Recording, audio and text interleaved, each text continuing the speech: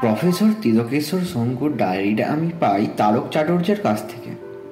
একদিন দুপুরের দিকে আপিসে বসে পুজো সংখ্যার জন্য একটা লেখার প্রুফ দেখছি। এমন সময় তারকবাবু এসে একটা লাল খাতা আমার সামনে ফেলে দিয়ে বললেন, পড়ে দেখো, গোল্ড মাইন। তারকবাবু এর আগেও কয়েকবার গল্প টল্প এনেছিলেন, খুব যে ভালো তা নয়, তবে বাবাকে চিনতেন। আর ছেঁড়া জামাটা আমার দেখে মনে হতো ভদ্রলোক বেশ গরিব, তাই প্রতিবারই লেখাগুলোর জন্য 5-10 টাকা করে দিয়েছি। এবারে গল্পের বদলে ডায়েরিটা দেখে একটু আশ্চর্য হলাম। প্রফেসর শঙ্কু বছর 15 নিরুদ্দেশ। কেউ কেউ বলেন তিনি নাকি কি একটা ভীষণ এক্সপেরিমেন্ট করতে গিয়ে প্রাণ হারান। আবার এও শুনেছি যে তিনি নাকি জীবিত, ভারতবর্ষের কোনো অজ্ঞাত অঞ্চলে গা ঢাকা দিয়ে চুপচাপ নিজের কাজ করে যাচ্ছেন, সময় হলে আত্মপ্রকাশ করবেন। এসব সত্যি মিথ্যে জানি না, তবে এটা জানতাম যে তিনি বৈজ্ঞানিক ছিলেন। তার যে ডায়েরি থাকতে পারে সেটা অস্বাভাবিক নয়, কিন্তু সেই ডায়েরি তারকবাবুর কাছে এলো কি করে? জিজ্ঞেস করতে তারকবাবু একটু হেসে হাত বাড়িয়ে আমার মশলার কৌটোটা থেকে লবঙ্গ আর ছোট এলাচ বেছে নিয়ে বললেন, সুন্দরবনের সেই ব্যাপারটা মনে আছে তো? এই রে, আবার বাঘের গল্প। তারকবাবু তার সব ঘটনার মধ্যে বাঘ জিনিসটাকে যেভাবে টেনে আনেন সেটা আমার মোটেই ভালো লাগে না। তাই একটু বিরক্ত হয়েই বললাম, কোন ব্যাপারটার কথা বলছেন? উল্কাপাত। ব্যাপার তো একটাই। ঠিক ঠিক, মনে পড়েছে। এটা সত্যি ঘটনা, কাগজে বেরিয়েছিল। বছরখানেক আগে একটা উল্কাখণ্ড সুন্দরবনের মাথারিয়া অঞ্চলে এসে পড়েছিল। বেশ বড় পাথর, কলকাতার জাদুঘরে যেটা আছে তার প্রায় দ্বিগুণ। মনে আছে কাগজের ছবি দেখে হঠাৎ একটা কালো মাথার খুলি বলে মনে হয়েছিল। বললাম, তার সঙ্গে এই খাতাটার কি সম্পর্ক? বলছি, ব্যস্ত হইও না। আমি গেছিলাম ওই মকায়, যদি কিছু বাঘ ছাল জোটে, ভালো দর পাওয়া যায় জানো তো। আর ভাবলুম, এত জানোয়ার মূল্য, তার মধ্যে কি গুটি চারেক বাঘও পড়ে থাকবে না? কিন্তু সেগুড়ে বালি। লেট হয়ে গেল। হরিণ টরিণ কিচ্ছু নেই। তাহলে ছিল কিছু গোসাপের ছাল, তাই নিয়ে এলুম। আর এই খাতাটা। একটু অবাক হয়ে বললাম, খাতাটা কি ওইখানে? গর্তের ঠিক মধ্যিখানে পাথরটা পড়ায় একটা গর্ত হয়ে গেছিল জানো তো। তোমাদের 4খানা হেদো তার মধ্যে ঢুকে যায়। এটা ছিল ঠিক মধ্যিখানে। বলেন কি? বোধহয় পাথরটা যেখানে পড়েছিল তার খুব কাছেই। লাল লাল কি একটা মাটির ভিতর থেকে উঁকি মারছে দেখে টেনে তুললাম। তারপর খুলতেই শঙ্কুর নাম দেখে পকেট আসতে করলাম। উল্কার গর্তের মধ্যে খাতা, তার মানে কি? পড়ে দেখো, সব জানতে পারবে। তোমরা তো বানিয়ে গল্প টল্প লেখো, আমিও লিখি। এ তার চেয়ে ঢের মজাদার। আমি হাতছাড়া করতাম না বুঝলে। নেহাত বড্ড টানাটানি যাচ্ছে তাই। টাকা বেশি ছিল না কাছে, তাছাড়া ঘটনাটা পুরোপুরি বিশ্বাস হচ্ছিল না, তাই 20 টাকা দিলাম ভদ্রলোককে। দেখলাম তাতেই খুশি হয়ে আমায় আশীর্বাদ করে চলে গেলেন। তারপর পুজোর গোলমালে খাতার কথা ভুলেই গিয়েছিলাম। এই সেদিন আলমারি খুলে চলন্তিকাটা টেনে বার করতে গিয়ে ওটা বেরিয়ে পড়লো। খাতাটা হাতে নিয়ে খুলে কেমন যেন খটকা লাগলো। যতদূর মনে পড়ে প্রথমবার দেখেছিলাম কালির রং ছিল সবুজ, আর আজ দেখি লাল। এ কেমন হলো? খাতাটা পকেটে নিয়ে নিলাম। মানুষের তো ভুলও হয়, নিশ্চয়ই অন্য কোনো লেখার সবুজ কালির সঙ্গে গোলমাল করে ফেলেছি। বাড়িতে এসে আবার খাতাটা খুলতেই বুকটা ধড়াস করে উঠল। এবার দেখি কালির রং নীল। তারপরে আশ্চর্য অদ্ভুত ব্যাপার, দেখতে দেখতে চোখের সামনে নীলটা হয়ে গেল হলদে। এবারে তো আর কোনো ভুল নেই, কালির রং সত্যিই বদলাচ্ছে। হাতের কাঁপুনিতে খাতাটা মাটিতে পড়ে গেল।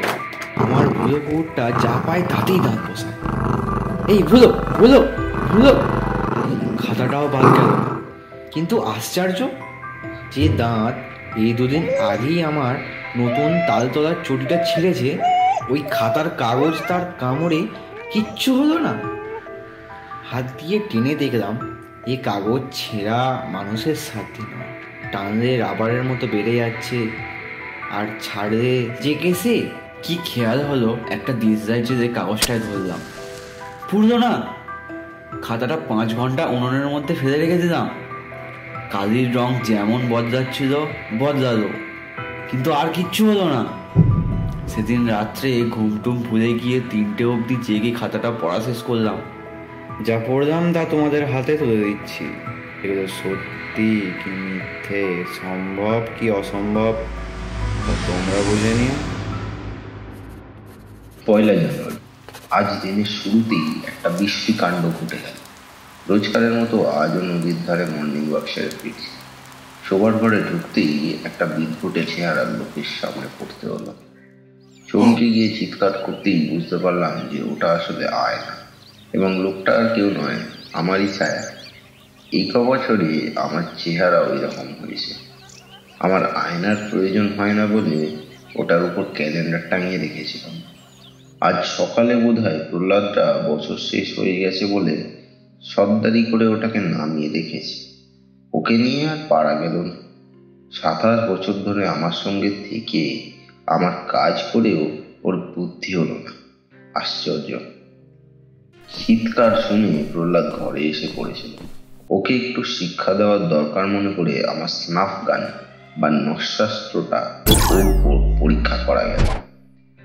দেখলাম এই নস্যির যা তেজ, তা করে গোফের কাছাকাছি মারতে পারলেই যথেষ্ট কাজ হয়। এখন রাত 11টা, ওর হাঁচি এখনো থামেনি। আমার হিসেব যদি ঠিক হয় তবে 33 ঘন্টার আগে ও হাঁচি থামবে না। 2 জানুয়ারি। রকেটটা নিয়ে যে চিন্তাটা ছিল ক্রমে সেটা দূর হয়েছে। যাবার দিন যত এগিয়ে আসছে ততই মনে জোর পাচ্ছি, উৎসাহ পাচ্ছি।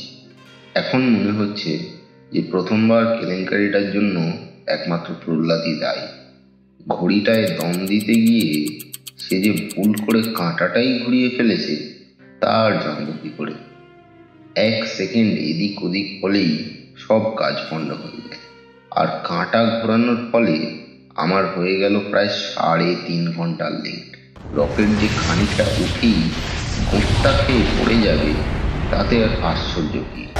রকেট পড়ায় অবিনাশ বাবুর মুলোর ক্ষেত নষ্ট হওয়ার দরুন ভদ্রলোক 500 টাকা ক্ষতিপূরণ চাইছেন। একেই বলে ডিমে ডাকাতি। এদিকে যে এত বড় একটা প্রচেষ্টা ব্যর্থ হতে চলেছে তার জন্য কোনো আক্ষেপ বা সহানুভূতি নেই। এইসব লোককে জব্দ করার জন্যই একটা নতুন কোনো অস্ত্রের কথা ভাবা দরকার। 5 জানুয়ারি।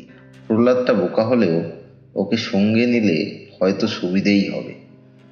আমি মোটেই বিশ্বাস করি না যে এই ধরনের অভিযানে কেবলমাত্র বুদ্ধিমান লোকেদেরই প্রয়োজন। অনেক সময় যাদের বুদ্ধি কম হয় তাদের সাহস বেশি হয়, কারণ ভয় পাওয়ার কারণটা ভেবে বের করতেও তাদের সময় লাগে। প্রহ্লাদ যে সাহসী সে বিষয়ে কোনো সন্দেহ নেই। সেবার যখন কড়িকাঠ থেকে একটা টিকটিকি আমার বাইকর্নিক অ্যাসিডের শিশিটার উপর পড়ে সেটাকে উল্টে ফেলে দিল, তখন আমি সামনে দাঁড়িয়ে থেকেও কিছু করতে পারলাম না। স্পষ্ট দেখছি অ্যাসিডটা গড়িয়ে গড়িয়ে প্যারাডক্সাইড পাউডারের স্তূপটার দিকে চলেছে, কিন্তু দুটোর কন্ট্যাক্ট হলেই যে কি সাংঘাতিক ব্যাপার হবে তাই ভেবেই আমার হাত পা অবশ হয়ে আসছে। এমন সময় প্রহ্লাদ ঢুকে কাণ্ড কারখানা দেখে এক গাল হেসে হাতের গামছাটা দিয়ে অ্যাসিডটা মুছে ফেলল। আর 5 সেকেন্ড দেরি হলেই আমি, আমার ল্যাবরেটরি, বিধুশেখর, প্রহ্লাদ, টিকটিকি এসব কিছুই থাকতো না। তাই ভেবেছি হয়তো ওকে নেওয়াই ভালো, ওজনেও কুলিয়ে যাবে।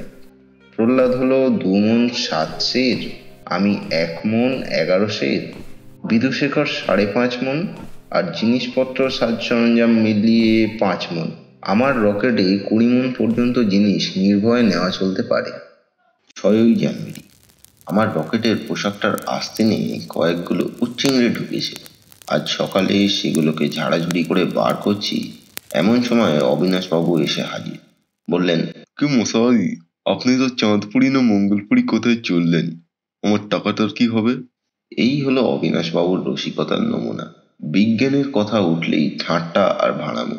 রকেটটা যখন প্রথমে তৈরি করছি তখন একদিন এসে বললেন, আপনার ওই হাউইটা এই কালী পুজোর দিনে ছাড়ুন না, ছেলেরা বেশ আমোদ পাবে। এক এক সময় মনে হয় যে পৃথিবীটা যে গোল এবং সেটা যে ঘুরতে ঘুরতে সূর্যকে প্রদক্ষিণ করছে সেটাও বোধহয় অবিনাশবাবু বিশ্বাস করবেন না। যাই হোক, আজ আমি তার ঠাট্টায় কান না দিয়ে বরং উল্টে তাকে খুব খাতির টাতির করে বসতে বললাম। তারপর প্রহ্লাদকে বললাম চা আনতে। আমি জানতাম যে অবিনাশবাবু চায় চিনির বদলে স্যাকারিন খান। আমি স্যাকারিনের বদলে ঠিক সেই রকম দেখতে একটি বড়ি তার চায়ে ফেলে দিলাম। এই বড়ি হলো আমার নতুন অস্ত্র। মহাভারতে জিহ্বানাস্ত্র থেকেই এই আইডিয়াটা এসেছিল, কিন্তু এটাই যে শুধু হাই উঠবে তা নয়, হাইয়ের পর গভীর ঘুম হবে এবং সেই ঘুমের মধ্যে অসম্ভব ভয়ঙ্কর রকমের স্বপ্ন দেখতে হবে। আমি নিজে কাল 1/4 বড়ি ডালিমের রসে ডাইলুট করে খেয়ে দেখেছি। সকালে উঠে দেখি স্বপ্ন দেখে ভয়ের চোটে দাড়ির বাঁ দিকটা একেবারে পেকে গেছে। 8ই জানুয়ারি। নিউটনকে সঙ্গে নেব। কদিন ধরেই আমার ল্যাবরেটরির আশেপাশে ঘোরাঘুরি করছে এবং করুণ স্বরে ম্যাও ম্যাও করছে। বোধহয় বুঝতে পারছিল যে আমার যাওয়ার সময় হয়ে এসেছে। কাল ওকে ফিশ পিলটা খাওয়ালাম, মহা খুশি। আজ মাছের মুড়ো আর বড়ি পাশাপাশি রেখে পরীক্ষা করলাম, ও বড়িই খেলো, আর কোনো চিন্তা নেই। এবার চটপট ওর জন্য একটা পোশাক আর হেলমেট তৈরি করে ফেলতে হবে। 10ই জানুয়ারি। 2 দিন থেকে দেখছি বিদুশেখর মাঝে মাঝে একটা গাঁ গাঁ শব্দ করছে।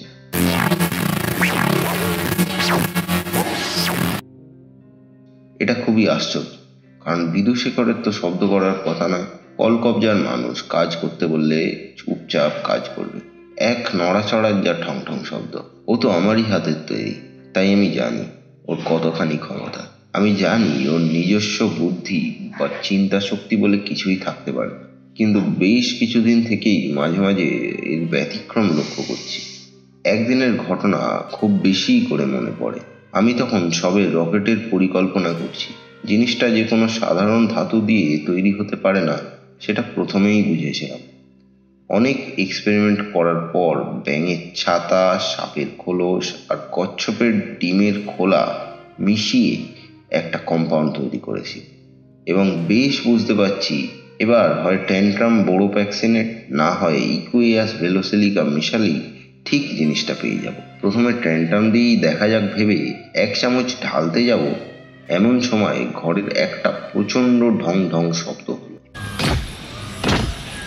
চমকে গিয়ে পিছন ফিরে দেখি বিদুশেখরের লোহার মাথাটা ভীষণভাবে এপাশ ওপাশ করছে এবং তাতেই আওয়াজ হচ্ছে।